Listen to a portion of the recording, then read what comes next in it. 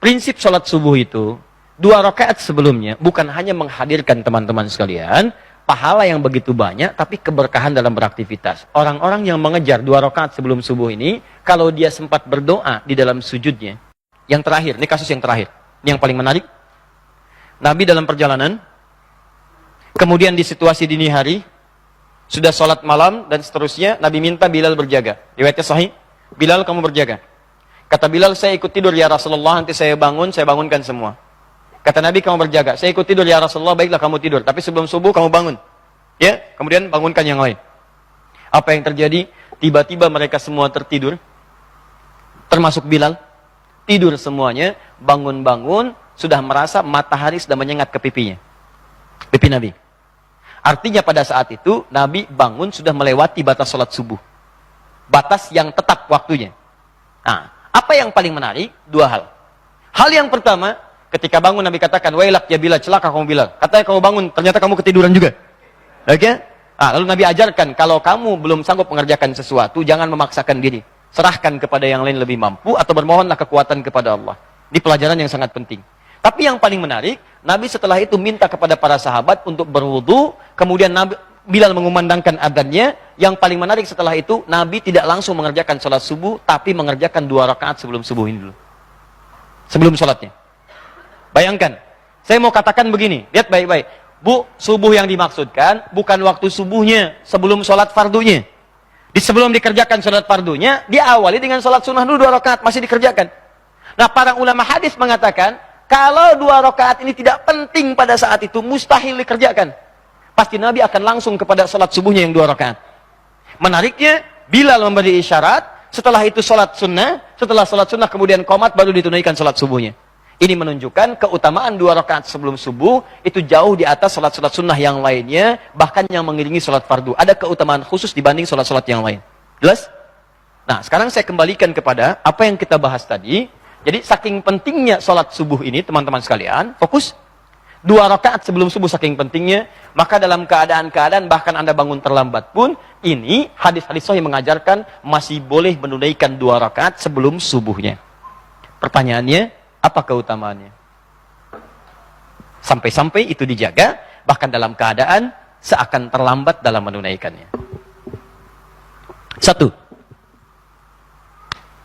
Hadis riwayat Muslim, ke nomor hadis 725-nya. Tadi sampai 727. Tahan ya, fokus. Rak'atal fajri khairum minad dunya wa ma fiha. 2 rakaat sebelum subuh itu keistimewaannya lebih daripada dunia dan seisinya. Bapak Ibu, kalau saya kasih pilihan, pilih 500.000 atau pilih dunia dan seisinya, pilih mana? Alhamdulillah, normal. Normal. Walaupun pada prakteknya kadang-kadang tidak begitu. Contoh, bikin broadcast ya dari sekarang dan viralkan. Ada satu pengumuman dari Masjid Nurul Bahri di Kelapa Gading, besok Jumat yang sholat subuhnya ditunaikan di Masjid Kelapa Gading Nurul Bahri, dan mengikuti datang sebelum subuh, 2 rakaat sebelum subuh dikerjakan di Nurul Bahri, masing-masing akan dapat amplop 500.000. Sampaikan, terbatas 50 orang untuk sab pertama. 500.000. Baik. Pertanyaan saya, setelah pengumuman itu dibuatkan viral, kemudian menyebar, berapa jamaah yang datang ke sini? Pertanyaannya, sejak jam berapa jamaah datang ke sini? Subuhnya 4.25. Orang datang ke sini jam berapa? Jam 1, jam 2. Demi Allah saya katakan, nginap dari sore ini udah pada datang. Padahal itu cuma tulisan di bawahnya, contoh. Anda bayangkan? Di contoh aja, dikasih 500.000, diumumkan dari sekarang. Nginep sore-sore udah banyak ke sini. Nggak percaya, bikin aja Pak. Pengumuman, contoh. Di Masjid Kelapa Gading Nurul Bahri, besok akan dibagikan masing-masing 500.000 rupiah. Di awal subuh, bagi 50 orang pertama. Tanda kurung, contoh. Atau nggak usah kasih contoh. Kalau Anda benar-benar berniat, silahkan cek. Berapa yang datang? 4.25 adzan subuh, mulai sore udah datang. Malam itikaf dan sebagainya. Wajah-wajahnya nggak pernah Anda kenal sebelumnya. Bikin pengumuman yang kedua. Siapa yang datang ke masjid lebih awal, di waktu subuh, menunaikan 2 rakaat sebelumnya, bahkan di masjid itu, nanti kami akan berikan dengan janji Rasulullah SAW, lebih daripada dunia dan seisinya. Al-Hadis, tuliskan di ujungnya. Pertanyaan saya, berapa yang datang ke masjid ini? Tuh, lihat tuh. Nah, sekarang, jadi Ustadz, yang dimaksudkan lebih daripada dunia dan seisinya ini apa? Apakah materi wujudnya, atau yang lain wujudnya? Nah, ini yang perlu kita sadari, sehingga kita punya pemahaman yang kuat tentang ini. Sampai-sampai Nabi pernah mengilustrasikan, kalaulah tahu tentang kemuliaan ini, bahkan orang akan mendatangi masjid atau sholat itu dengan merangkak. Merangkak itu ada dua pemahaman. Satu, saking padatnya orang datang sampai bergeraknya itu lambat. Ya, kan kalau orang lambat itu diilustrasikan seperti bayi yang merangkak, lambat geraknya, saking banyaknya, padatnya begitu. Ya. Yang kedua, ada yang mengatakan bahkan orang yang tidak mampu pun akan merangkak datang, saking tahunya manfaat di balik itu. Yang pertama, yang dimaksudkan kata para ulama, makna yang pertama itu adalah terkait dengan pahalanya. Pahalanya itu lebih daripada dunia dan seisinya. Anda bayangkan nggak, teman-teman? Baca Quran aja, satu hurufnya 10 kebaikan. Infak paling minimal 700 kebaikan. Datang ke majelis ilmu, mendapatkan pahala 700 kebaikan. Tapi kalau 2 rakaat sebelum subuh, langsung jumlahnya lebih daripada dunia dan seisinya. Bukan 10, bukan 20, bukan 100, bukan 700. Lebih daripada dunia dan seisinya. Maksudnya, susah ngitungnya. Banyak ya? Banyak pahala.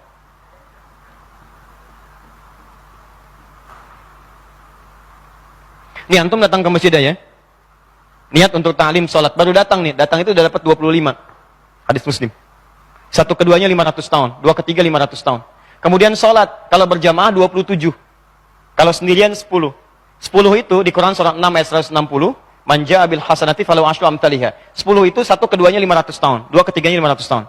Kalau dilanjutkan dengan ikut ta'lim, itu di riwayatnya Ibnu Abbas radhiyallahu ta'ala anhuma dapat lagi 700 kebaikan.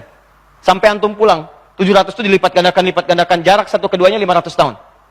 Jaraknya 500 tahun, satu keduanya. 2 ketiga 500 tahun, terus sampai akhir.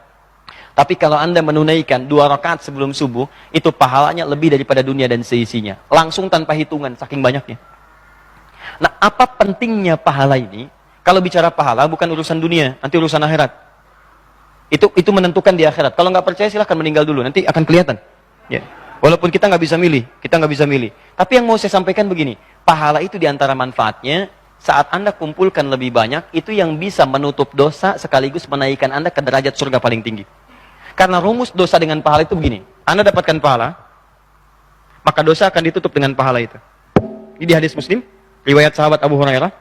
Lihat, tu'khadhu hadza min hasanati wa hadza min hasanati. Kalau ada orang berbuat baik, kemudian dia berbuat jelek, maka pahala kebaikan itu akan ditutupkan pada kejelekannya. Ini. Yang paling celaka itu disebutkan langsung oleh Nabi. Awas hati-hati.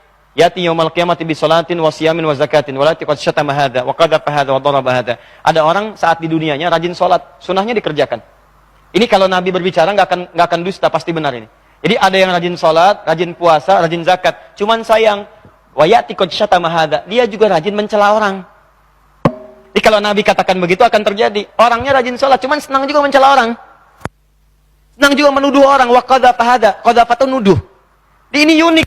Kalau orang nggak sholat mencela, karena dia nggak sholat. Tapi ini orang sholat, tapi bisa mencela. Mudah sekali cara orang. Mudah menuduh orang. Wa daraba hadza, senang berselisih. Nah, nanti di akhirat bagaimana? Tu'khadhu hadza min hasanati wa hadza min hasanati. Kalau ada orang sholat, kata Nabi, kemudian mencela orang lain, maka pahala sholatnya akan diambil, diberikan pada celanya. Untuk menutup dosa celaannya. Misal sekarang ada orang ikut taklim nih. Begitu keluar, ada orang lewat, nggak ikut taklim. Dibicarakan. Lihatnya, iya kayak ahli surga aja ya, iya. Gak ikut ta'lim kayak kita ya, iya. Misal. Nah, itu 2 orang ketika bicara, dipindahkan pahala ta'limnya kepada orang tadi. Datang yang satu bertanya, kenapa? Itu tuh orang itu, gak nyangka ya, nyangka. Ketika Anda bilang tidak nyangka, Anda sedang menyangka, pindah pahala. Yang keempat mengatakan, alhamdulillah saya tidak Ustaz, alhamdulillah. Tidak seperti 3 orang itu tuh senang membicarakan orang lain. Ya. Itu ketika bicara demikian, pindah lagi kepada orang itu. Di rumusnya, ketika Anda kerjakan kebaikan, Anda melakukan keburukan, maka yang baik ini akan otomatis menutup yang buruk. Tutup. Kalau baiknya masih unggul, salahnya, amal solehnya tinggi, salahnya hilang, maka surga baginya.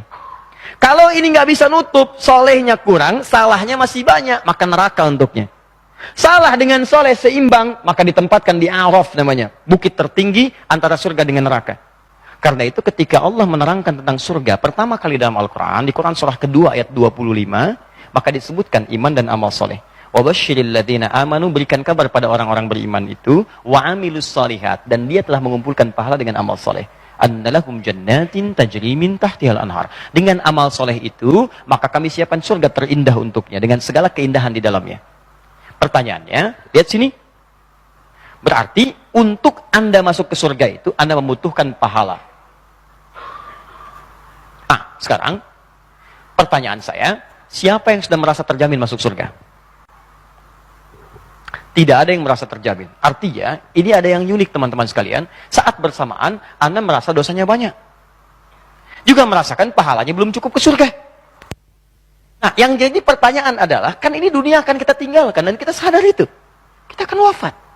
Cuma 2 rakaat modalnya. Maka ketika dapatkan itu, nih, dosa Anda seperti apa sih? Kalau dosa Anda sepenuh dunia, sepenuh bumi, kerjakan 2 rakaat sebelum subuh. Sepanjang bukan dosa besar. Istighfar di situ, mohon ampunan, sujud dengan benar. Dan yang dimaksudkan sholat 2 rakaat itu bukan sekedar sholat. Ada nanti cara-caranya, itu yang akan kita bahas. Ada caranya, ada rukunnya, ada bacaannya, ada apa yang harus dimohonkan, apa yang kemudian harus ditepikan. Ada. Jika benar Anda kerjakan semua ini, maka diberikanlah oleh Allah lebih daripada dunia dan seisinya. Jikalau pahala ini diberikan, dosa Anda yang bertumpuk pada hari itu hilang beberapa bagian. Hilang.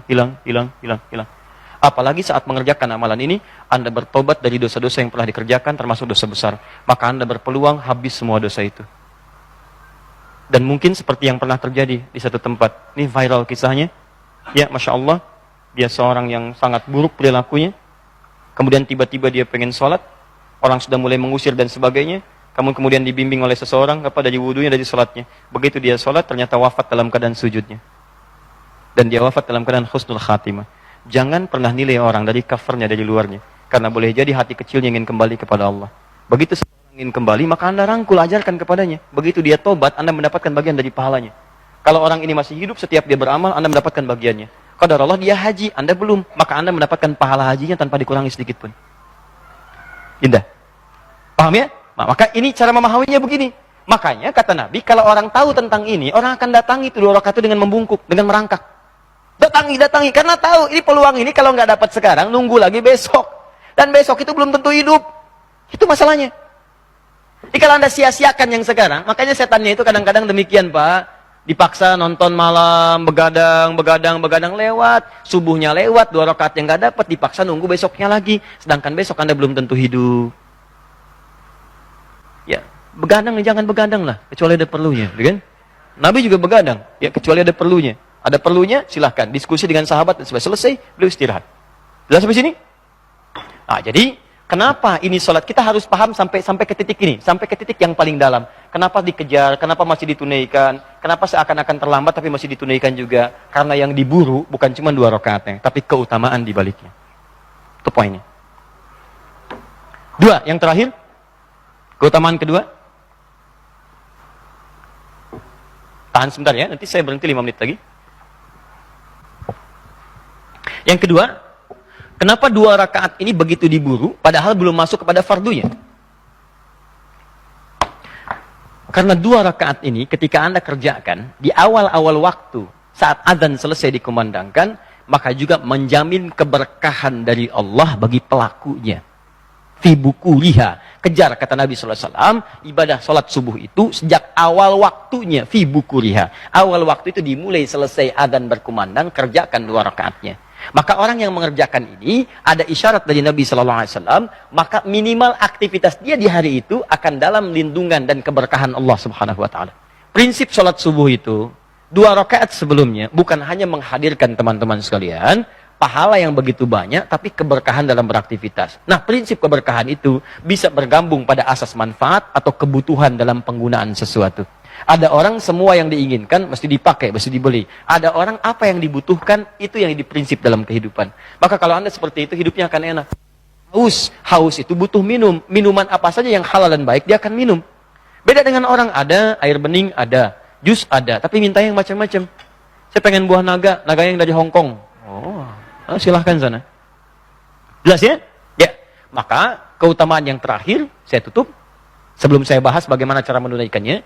Keutamaan yang ketiga, orang-orang yang mengejar 2 rakaat sebelum subuh ini, kalau dia sempat berdoa di dalam sujudnya, atau di satu di antara 4 posisi dalam sholatnya, yaitu saat berdiri, saat ruku, saat sujud, dan sesaat sebelum salam, walaupun itu membaca surat-surat yang ringan dan mudah, maka teman-teman sekalian, doanya berpeluang akan cepat dikabulkan oleh Allah Subhanahu wa taala.